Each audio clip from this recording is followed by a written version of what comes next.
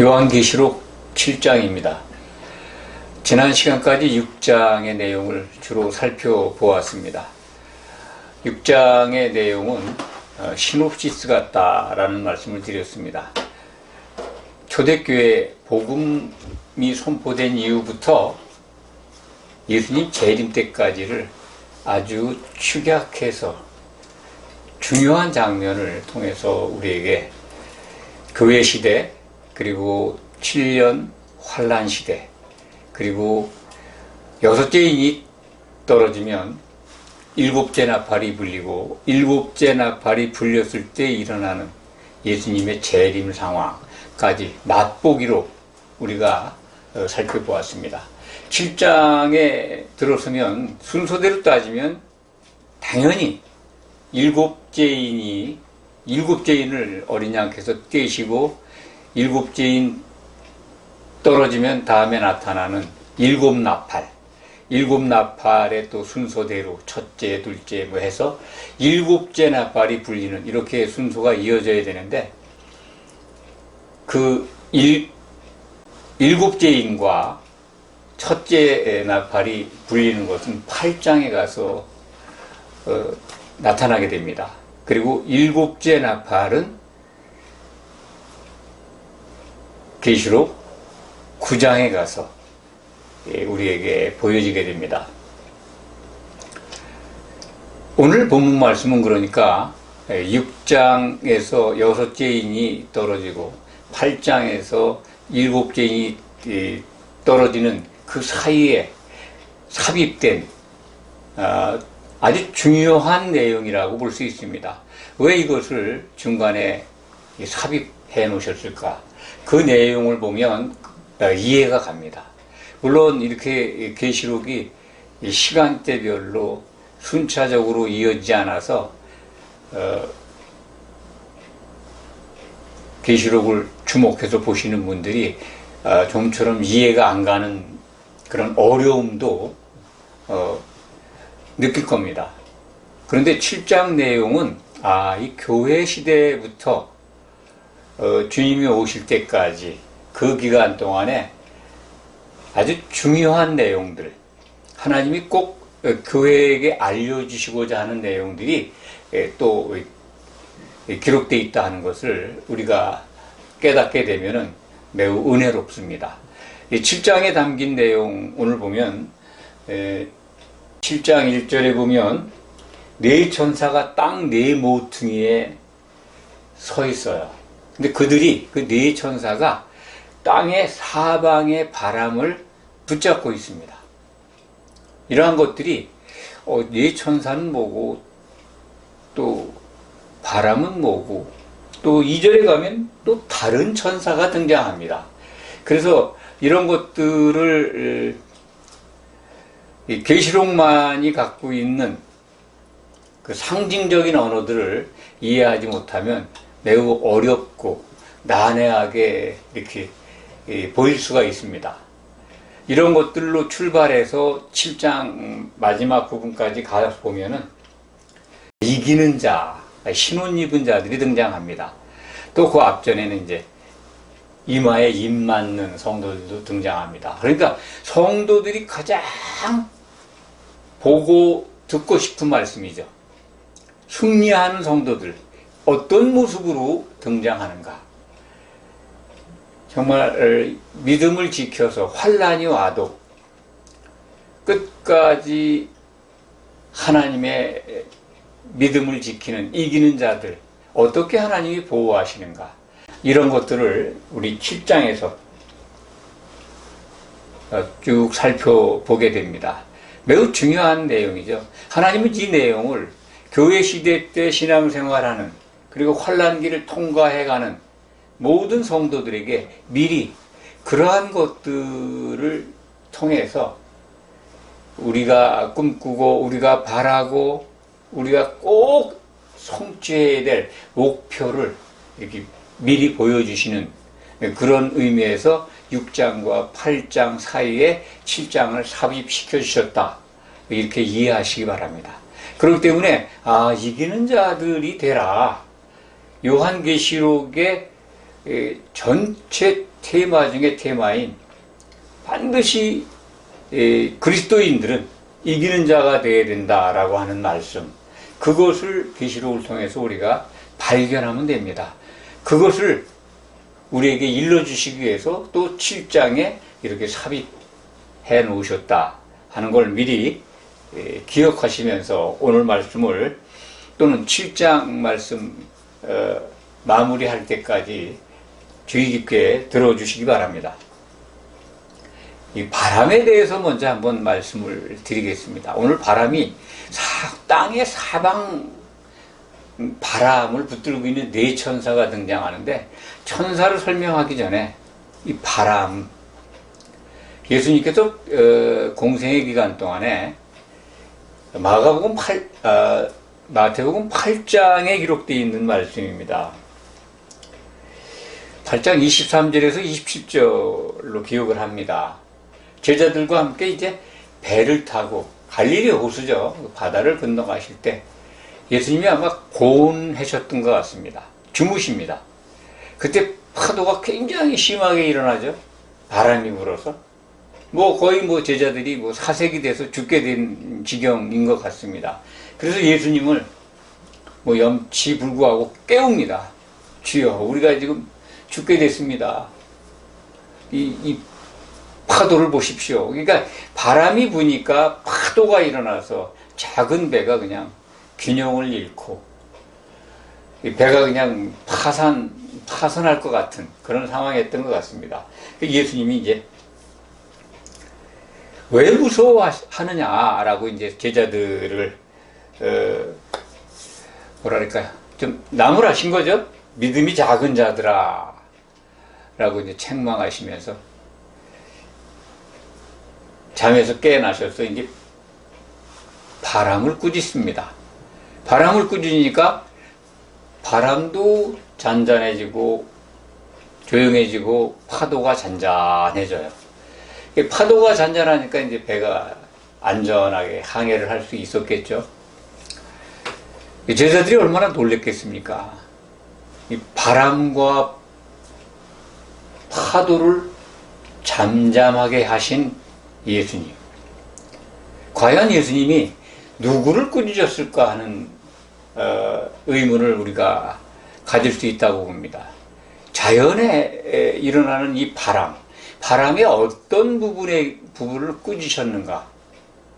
참 궁금하지 않으십니까? 바람 전체가 갖고 있는 바람의 주인이 누굴까? 꾸중을 듣고서 바람이 조용해진다는 게 뭘까? 자연 현상 속에 일어나는 자연 환경이죠. 우리 눈에는 그냥 자연적으로 일어나는 바람. 그리고 바람에 의해서 파도가 일어나는데 그걸 말씀 한마디로 조용하게 하니까 사실 이 초자연적인 능력이 작용한 건 틀림없습니다. 예수님만이 하실 수 있는 일이죠. 하나님만이 자연을 다스릴 수 있는 그 능력이 예수님을 통해서 나타난 겁니다. 바람을 잠잠하게 하신 예수님 속에서 예수님이 꾸짖으신 것은 바람의 능력, 바람이 그렇게 사납게 불도록 하는 바람의 그 뒤에 있는 능력, 존재, 그걸 우리가 알 수 있습니다. 그게 누굴까요? 바람을 다스리는 나쁜 천사다.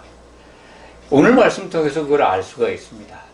지금 바람을 예수님이 꾸짖으셨지만 바람을 움직이는 능력을 가진 나쁜 천사가 바람을 일으켜서 풍랑을 일게 했다 하는 것으로 우리는 이해할 수밖에 없습니다. 왜냐하면 계시록 7장 1절에 보면 사방에 바람을 붙잡고 있는 네 천사가 있어요. 물론 이제 땅 네 모퉁이에 있다. 땅에 그 네 모퉁이에 천사가 이렇게 배치되어 있어요. 그 천사들이 땅의 바람, 사방의 바람을 불지 못하도록 잡고 있어요. 그러면 천사가 잡고 있는 게 바람 그 자체일까요?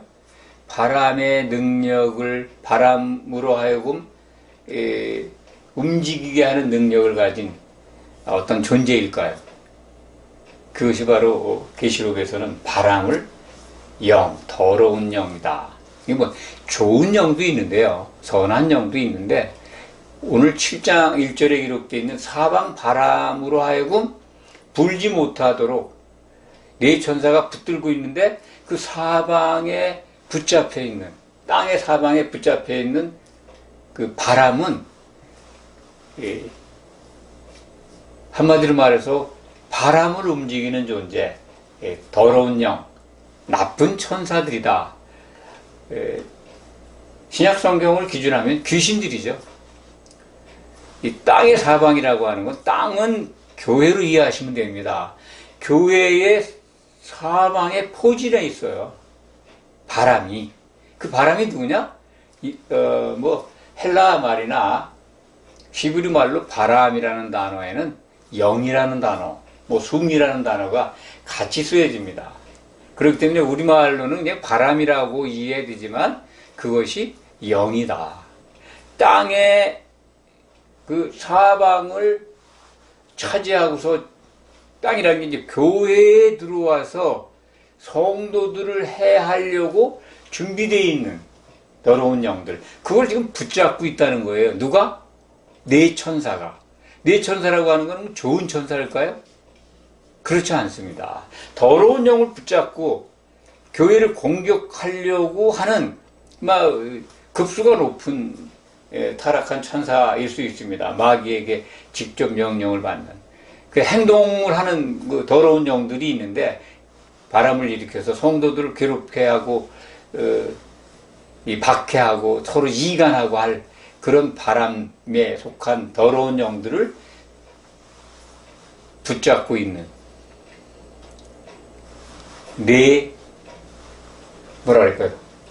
사방의 바람, 그걸 붙잡고 있어요. 그러니까 사방의 바람이라는 게 사실은 많은 귀신들이다, 이렇게 이해하시면 쉬울 것 같습니다. 그래서 그들로 하여금 땅에 속해 있는 성도들, 또는 세상과 땅을, 교회를, 바다라는 건 이제 세상이잖아요. 이 세상과 교회를 이렇게 들락날락거리는 사람들, 또는 각종 나무, 성도, 그리스도인들이라고 보시면 됩니다. 그 해하지 못하도록 붙들고 있어요, 네 천사가. 그때까지. 이게 지금 교회 시대에 이 마귀와 그의 수절들이 교회를 공격하기 위해서 고난을 받지 않습니까? 계시록 6장에서 우리 그거 보았습니다. 복음이 선포됩니다. 신말 탄 분이 복음을 선포하니까 바로 붉은 말 탄 자가 나타나는데, 그 붉은 말 탄 자가 갖고 있는 고난이 뭡니까? 이간하는 칼을 갖고 있잖아요. 땅에서 화평을 제하여 버리는 권세를 허락받고 있어요. 그게 마귀인데, 마귀의 수졸들이 교회 사방에 배치되어 있습니다. 그런데 그걸 막고 있는, 붙잡고 있도록 명령을 받은 거죠. 땅 네 모퉁이에 네 천사가 있는데, 그들이 그 더러운 영들을 움직이지 못하게 잡고 있다, 이거죠. 그럼 결정적으로 성도들을 해하려고 배치가 되어 있지만 그 일을 유보해 놓고 있는 거죠. 교회 시대에 결정적으로 들락날락거리면서 성도들을 이간하고 참 갈등 느끼게 하고 하지만 죽이지는 않습니다. 그런데 결국 죽이는 때가 오는 거는 계시록 6장에서 보았습니다. 넷째 인이 떨어지면 적그리스도가 나타나는데, 그게 바로 전 3년 반 환란기라고 말씀을 드렸습니다. 그때는 성도들을 죽이지는 않습니다. 다섯째 인이 떨어지면 후 3년 반인데, 그때 죽이는 일들이, 순교당하는 일들이 일어나게 됩니다. 오늘 본문 말씀에 보면은 다른 천사가 나타나서 그 네 천사에게 명령하고 있어요. 환란기 도래하기 전에, 7년 환란기가 도래하기 전이라고 볼 수 있습니다. 우리 하나님의 종들의 이마에 인을 치기까지 그걸 해하지 말라는 거예요. 그 네 천사, 땅에 네 모퉁이에 선 네 천사에게 다른 천사가, 이 천사가 바로 선한 천사죠. 하나님의 명령을 받고 하나님께 순종하고 구원받을 상속자들을 돕는 참 착한 천사, 선한 천사입니다. 선한 천사의 하나님의 명령에 의해서 이 허락받은 마귀의 수졸들이 꼼짝 못하고 있는 거죠. 이 땅의 네 모퉁이에 매치되어 있는 이 네 천사, 이들의 정체가 누구인가를 계시록 9장 14절에 가면은 우리가 알게 됩니다. 요한계시록 9장 14절에는 이 여섯째 천사가 나팔을 부는 그런 때입니다. 그때 이제 여섯째 천사가 이 말하기를 큰 강 유브라테 강에 결박한 네 천사를 놓아주라, 그렇게 말하는 음성을 사도 요한이 듣습니다. 그러니까 이게 이제 이 여섯째 천사가 등장하는 거는요, 후삼년반이라는 뜻입니다. 여섯 번째 천사, 그러니까 나팔이 불 때 여섯 번째 천사가 등장했다는 건 여섯째 나팔이 불리는 거죠. 후삼년반입니다. 후삼년반이 시작되면 그 유브라테 강에 이게 붙들어 놓은 유브라테 강이라고 하는 건 이제 예루살렘으로 가는 그 길목이죠. 그걸 건너면 이제 예루살렘으로 가는 건데, 거기에 배치되어 있는 게 교회의 길목에 자리 잡고 있는 이 나쁜 천사들을 풀어줍니다. 그럼 그들이 활동을 해가지고 후삼년반 시작이 되면 연, 월, 일, 시에 동시에 이 두 교회 성도들을 죽입니다.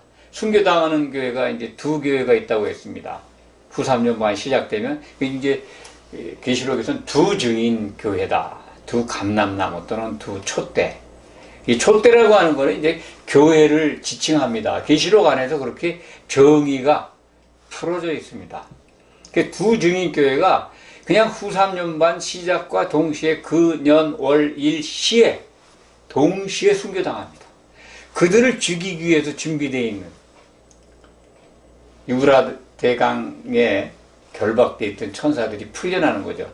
그러니까 땅 사방에 네 모퉁이를 서 있는 네 천사, 그때 이제 그것들이 풀어지는 거죠. 그래서 그가 잡고 있는 더러운 영들, 곧 바람이죠. 사방의 바람들이 동시에 성도들을 죽입니다. 그것이 이제 7장 1절부터 3절 사이에 기록이 되어 있는데, 그 구체적인 내용이 후삼년반을 설명하는 계시록 9장 13절 이하에 가면 또다시 이렇게 설명이 됩니다. 그래서 이 순서적으로는 우리가 왔다 갔다 하기 때문에 난해한 것 같지만, 중요한 것들을 계속해서 이렇게 반복적으로 보여주기 때문에 주목해서 보면 계시록이 절대로 어려운 책이 아니다. 그래서 이 계시록 속에 담겨 있는 하나님의 의도를 잘 찾아내면, 내용들을 잘 몰라도 하나님이 우리에게 원하시는, 교회에 원하시는 것은 예수 그리스도를 믿고 교회로 나온 모든 성도들이 하나님의 뜻과 목적을 이해하고 받아들여서 이기는 자가 되라 라고 하는 하나님의 의도를 우리가 파악할 수가 있습니다. 하나님의 종들의 이마에 인을 치는 장면이 이제 3절에 나옵니다. 그 네 천사를 향해서, 네 천사가 누굽니까? 다른 천사와 네 천사를 꼭 구별하시기 바랍니다. 2절에 기록되어 있는 다른 천사, 그 천사는 선한 천사입니다. 다른 말로 착한 천사죠. 하나님께 속한 천사입니다. 그런데 네 천사는 바람을 움직여서 성도들을 죽일 권한을 갖고 있는 악한 천사죠. 나쁜 천사입니다. 나쁜 천사에 의해서 지금 붙잡혀 있는 사방의 바람, 그들이 지금 전 3년 반 때까지는 교회를 핍박하거나 성도들 죽이지 못합니다. 왜냐하면 이렇게 명령이 떨어져 있기 때문에. 그래서 계시록 9장 14절에 가야 그들이 놓아지고 그때까지 교회를 위해서 증인 노릇을 했던 두 교회의 성도들이 순교를 당합니다. 오늘 말씀은 이제 인 맞는 자들이 나오는데 하나님의 종이라고 표현되어 있습니다. 이 하나님의 종들. 하나님의 종들 그러면 어떻게 막연하게 신약 성경에서 하나님의 종들이라는 그 언어를 갖다가 예수를 믿는 모든 성도들을 말하는가? 예, 그렇게 포괄적으로 볼 수 있습니다만 계시록에서는 하나님의 종들 곧 하나님을 경외하는 자입니다. 물론 대수하고 하나님을 경외한다는 것은 하나님의 뜻과 목적을 잘 받아들여서 그 하나님이 기뻐하시는 일을 끝까지 지켜내는 곧 이기는 자들로 이해하시면 됩니다. 그러니까 하나님의 이 종들, 이마에 인을 맞는 성도들은 7년 환란을 면제받는 교회입니다. 이 인을 맞은 성도들은 이 전 3년 반에는 인을 맞아서 핍박을, 박해를 받지 않습니다. 괴로움을 당하지 않아요. 인을 맞았기 때문에. 후 3년 반 되면 휴고됩니다. 그러니까 땅의 사방의 바람들이 공격할 아무런 권한을 행사할 수가 없습니다. 해당되는 교회가 요한계시록 3장 10절에 기록되어 있는 시험의 한 시간을 면제받는 빌라델피아 교회 소속 성도들이다. 이렇게 우리는 요한계시록을 통해서 확인하게 됩니다. 그들이 하나님의 인을 다른 천사가 지금 하나님의 인을 가지고 와서 인을 치는 아마 다른 천사와 같이 일을 하는 선한 천사들이 있는 것을 우리가 오늘 말씀을 통해서 알 수가 있습니다. 그러니까 우리 하나님의 종들이라고 3절에 기록되어 있죠. 다른 천사가 혼자가 아니죠. 선택된 하나님의 종들의 이마를 치는 천사들이 한 사람이 아니라 굉장히 많은 거죠. 많은 천사들이 동원돼서 이기는 자가 될 그죠? 하나님을 경외하는 종들, 빌라델피아 교회 소속 성도들, 환란을 면제받는 교회죠. 거기에 성도들에게 이마에 인을 칩니다. 그래서 그들은 7년 동안 1시간의 시험의 때를 면제받는다고 하니까 7년 동안 전 3년 반에도 그 교회를 회방하고 성도들을 이간하는 마귀의 권세가 있지만은 죽이지만 않지 상당히 많은 성도들을 괴롭힙니다. 그래서 교회가 분열하고 서로 다투고 갈라지고 싸우고 점점 교회가 음행으로 빠져서 도무지 참 교회라고 할 수 없는 이 요한계시록을 끝까지 우리가 주목해서 보면 과연 7년 환란 끝날 때까지 후 3년 반을 통과할 때까지 과연 믿음 있는 성도가 있겠는가. 실질적으로 예수님이 재림하실 때 그 공중에 올라오는 예수님이 오시는 것을 목도하는 성도들이 있는데 믿음이 없는 자들이 참 태반이 넘는 것 같아요. 믿음 있는 자를 만나보겠느냐라고 공생의 기간 동안에 제자들에게 하신 말씀을 우리는 기억하게 됩니다. 그만큼 교회는 아주 상상할 수 없을 정도로 타락합니다. 요한계시록 18장에 가면 그 타락한 음녀교회 속의 내용을 보니까 참 귀신들의 처소가 되어 있습니다. 더러운 영들이 따리를 틀고 앉아 있어요. 사탄의 권자가 교회에 있습니다. 그런 것들을 볼 때 이기는 자가 되는 것이 얼마나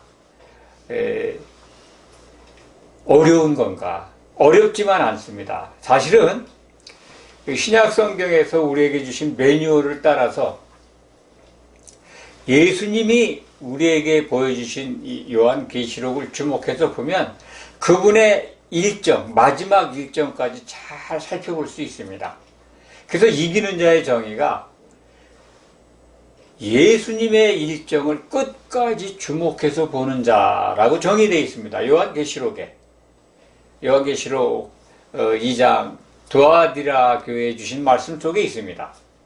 예수님의 일을 끝까지 주목해 보는 자가 이기는 자라는데 예수님의 일의 그 마지막 내용이 뭡니까? 예수님의 일정 가운데 맨 마지막 우리가 꼭 주목해서 봐야 될 게 결혼하러 오시는 예수님이 혼인 만찬에 이기는 자들과 함께 결혼 만찬, 결혼식에서 할렐루야를 부르지 않습니까? 그게 이제 요한계시록 19장 6절 이하에 나오는데 예수님이 재림하시면 먼저 심판을 받습니다. 심판을 하실 겁니다. 그리스도의 심판대라고 하죠. 거기에서 그때까지 예수님의 일정을 주목해 본 성도들은 예수님이 다시 오실 때 심판하신다고 하셨으니까 심판의 기준이 뭔지 알 겁니다. 그것은 성령의 기름을 준비하는 일입니다. 그렇기 때문에 마지막 일정을 알기 때문에 심판을 통과해야 어린 양의 혼인 잔치에 들어가서 주님과 더불어 영광스럽게 하나님의 영광을 찬송하며 할렐루야를 부를 겁니다. 그게 성도의 꿈입니다. 정말 믿음의 결국입니다. 온전한 혼의 구원을 이루는 겁니다. 그것을 본다면 이기는 자가 되는 겁니다.